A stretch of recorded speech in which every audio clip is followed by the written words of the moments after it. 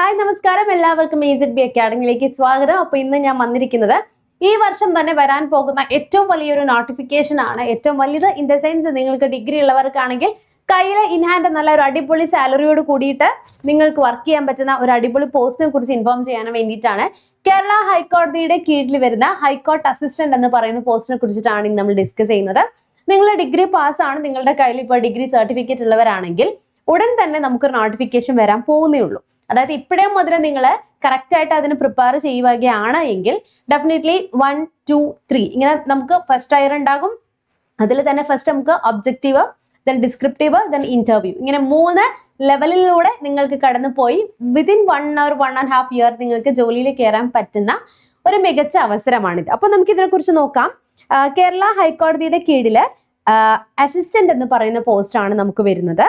അപ്പൊ ഇതിന് നിങ്ങൾക്ക് നമ്പർ ഓഫ് വേക്കൻസീസ് നിങ്ങൾ ഇവിടെ നോക്കണ്ട. ഡയറക്റ്റ് റിക്രൂട്ട്മെന്റ് ആണെങ്കിൽ പോലും ലാസ്റ്റ് അഡ്വൈസ് ഒക്കെ നമുക്ക് പോയി നോക്കിക്കഴിഞ്ഞാൽ നിയർലി 180 to 100 എബോവ് ഒക്കെ, നോട്ട് 100 എബോവ് എന്ന് പറയുന്നില്ല എങ്കിൽ കൂടി ഞാൻ പറയാണ് 80 to 100 ഒക്കെ നമുക്ക് എന്ത് പോകുന്നുണ്ട്, നമുക്ക് അഡ്വൈസ് പോകുന്ന നല്ലൊരു പോസ്റ്റ് തന്നെയാണ്. സോ വേക്കൻസി നോക്കി നിങ്ങൾ പ്രിപ്പയർ ചെയ്യണ്ട. ബിക്കോസ് ഒരു വേക്കൻസി ഉള്ളെങ്കിൽ പോലും ആ ഒരു വേക്കൻസി ചിലപ്പോൾ നമ്മൾക്കായിരിക്കാം.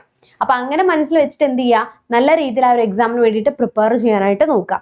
ഇനി അതുപോലെ തന്നെ ഈ മിക്കവർക്കുള്ളൊരു സംശയമാണ് ആർക്കൊക്കെ ഇതിൽ അപേക്ഷിക്കാന്നുള്ളത്. നിലവിൽ നമുക്ക് PSCക്ക് ഏജ് ലിമിറ്റ് ഉയർത്തിയിട്ടുണ്ടെങ്കിലും നമുക്ക് ഹൈക്കോടതിന്റെ കീഴിൽ വരുന്ന ഈ ഒരു എക്സാമിന് ഏജ് ലിമിറ്റിന്റെ കാര്യം നമുക്ക് പുതുതായിട്ടൊന്നും അപ്ഡേഷൻ വന്നിട്ടില്ല. ഒഫീഷ്യൽ നോട്ടിഫിക്കേഷൻ വരാത്തിടത്തോളം കാലം നമുക്കൊരു കാര്യത്തിൽ അങ്ങനെ കോൺഫിഡന്റ് ആയിട്ട് പറയാനായിട്ട് സാധിക്കില്ല.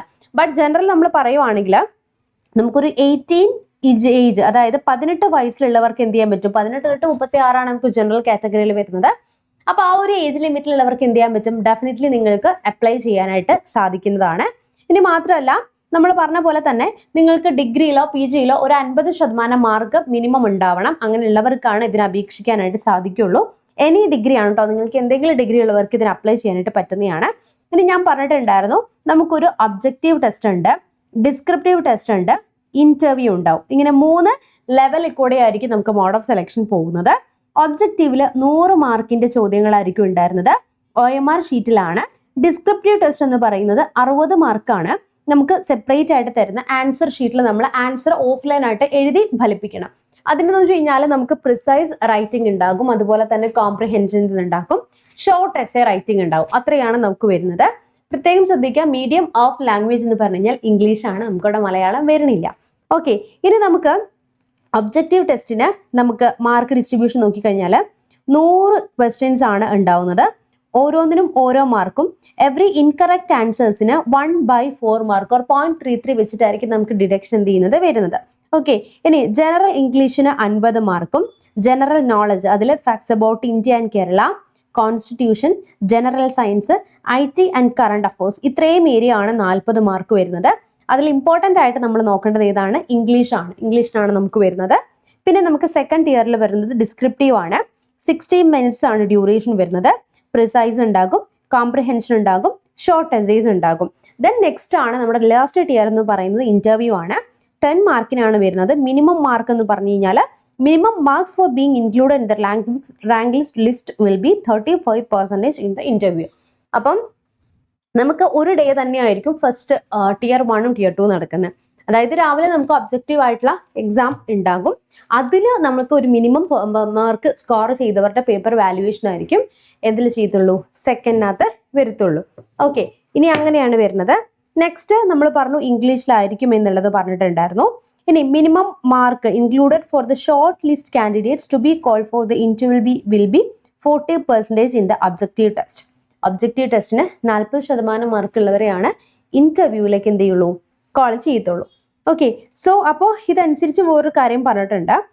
Descriptive paper only those candidates who are eligible to be included in the short list of candidate called for the interview will be evaluated. There will not be cut off for the descriptive test.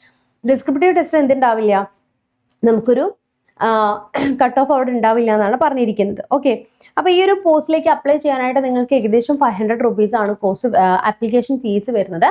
നിങ്ങൾ ശ്രദ്ധിക്കേണ്ട ഒരു കാര്യം എന്ന് വെച്ച് കഴിഞ്ഞാൽ ഈ പറയുന്ന high court assistant normal PSC എക്സാമിന് പ്രിപ്പയർ ചെയ്യുന്ന പോലെയല്ല നമ്മൾ പ്രിപ്പയർ ചെയ്യേണ്ടത്.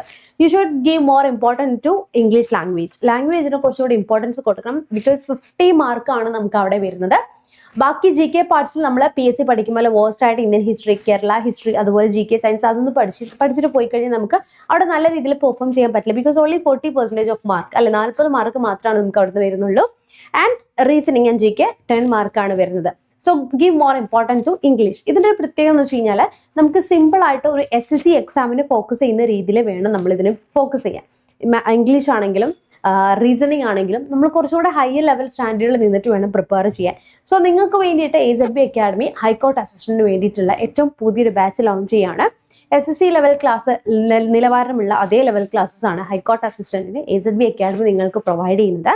കോഴ്സിനെ കുറിച്ച് അറിയാനും കൂടുതലും കാര്യങ്ങൾക്ക് വേണ്ടിയിട്ട് താഴെ കാണുന്ന നമ്പറിലേക്ക് ഒന്ന് വിളിച്ചാൽ മതി. എന്തെങ്കിലും ഡൗട്ട്സ് ഉണ്ടെങ്കിൽ നിങ്ങൾ എന്ത് ചെയ്യുക, കമൻറ്റ് ബോക്സിൽ ഒന്ന് കമൻറ്റ് ചെയ്യുക. അപ്പോൾ ഇത് നിങ്ങളുടെ ഫ്രണ്ട്സിനോടും ഷെയർ ചെയ്ത് കൊടുക്കുക. ഗവൺമെൻറ് ജോലിക്കൊക്കെ അപേക്ഷിക്കുന്ന ആളുകളുണ്ടെങ്കിൽ ഈ ഒരു വീഡിയോ അവർക്ക് യൂസ്ഫുൾ ആവുമെന്ന് വിശ്വസിക്കുന്നു. അപ്പോൾ നമുക്ക് നെക്സ്റ്റ് ഒരു വീഡിയോയിൽ വീണ്ടും കാണാം. Chill then bye and thank U.